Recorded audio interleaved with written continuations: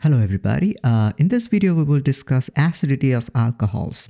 But before that we want to discuss few of the basics idea.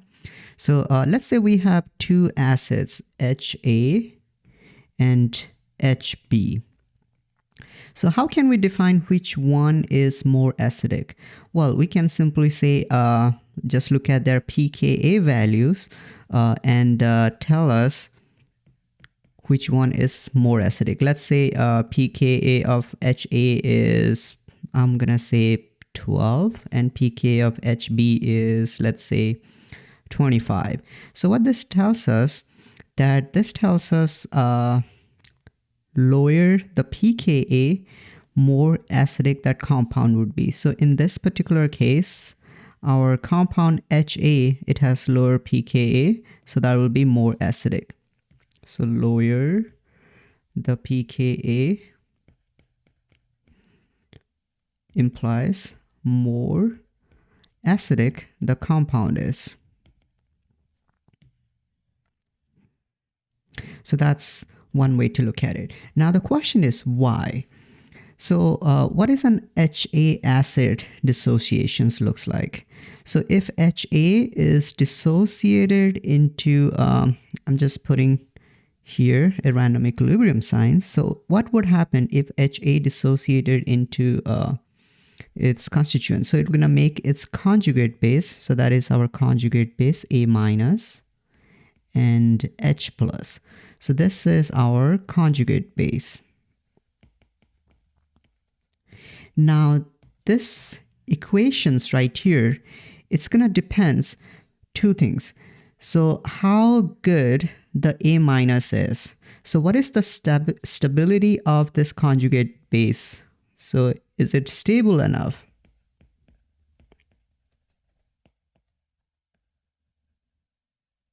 So try to imagine this. So for example, after this HA give away its proton, what's left over is A minus. Now this A minus, is it stable enough? If it is, then it's more likely to, so HA is more likely to give away the proton and become happy as it is without the proton. So now if you compare that with B minus and H plus, so in this scenario, it looks like HA is more likely to give away proton and become A minus and become happier than HB. So HB here is not going to give away proton because it seems like B minus is not stable enough. So that's another way to look at it. So we can just simply look at the stability of conjugate base and predict whether things going to be more acidic or less acidic. I hope that makes sense. Or you can find the pKa values and make a direct predictions. But our goal here is to look at conjugate base and predict the stability of their corresponding conjugate acids. Okay, so let's do one simple example here. So let's say we have ethanol. So which one is more acidic? So we got OH versus, I am doing the exact same molecule with small variations. I'm going to add few chlorines on here, and everything else is going to be as it is. So I'm going to add CH2, CH2, CH3. Okay, maybe I should show you the full version of this molecule.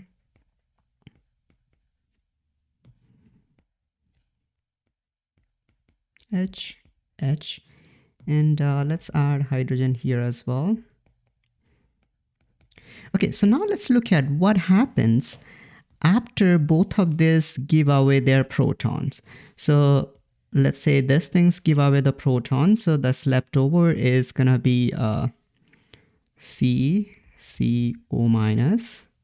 Here the leftover would be CCO minus, but the difference would be here it is connected to 3 chlorines.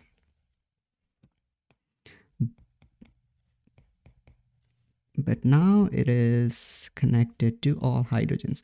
So let's try to predict the stability of the conjugate base in either scenarios. So now if you look at the one structure on the left, so if you look at the O minus here, there is a negative charge. So every time you come across a negative charge, this negative charge somehow needs to be dispersed to other portion of the molecule. If it cannot, then it's probably not going to be very happy around that localized negative charge. But let's compare on the molecule on the right side. So if you notice, there is a O negative charge, and what happened is this O negative charge, the negative charge from here can be dispersed towards chlorine. So this effect of chlorine, we know that chlorine is more electronegative. So when you have a more electronegative atoms are connected to the carbon atom, and what it does is it's pull that extra negative charge and dispersed across the molecules. So now as a result, when there is a dispersion, like when the charge is distributed across different locations, it becomes more stable. So this effect of chlorine is called inductive effect. So because of the inductive effect of chlorine,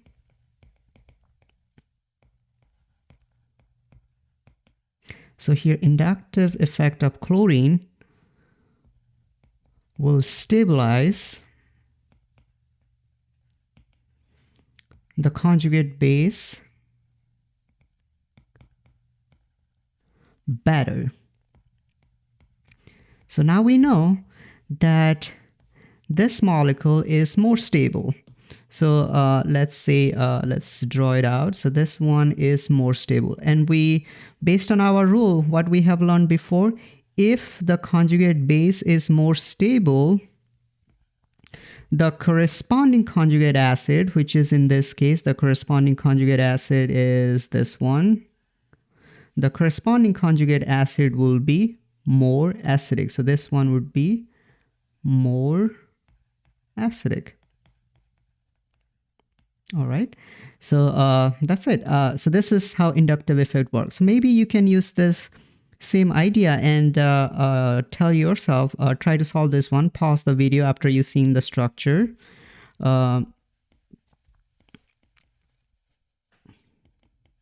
Which one is going to be more acidic, the structure on the left or the structure on the right? So which one of this alcohol would be more acidic? The answer will be in the comment. Left is this. Is it the left one or right one? Which one is going to be more acidic? So solve it and then look at the comment.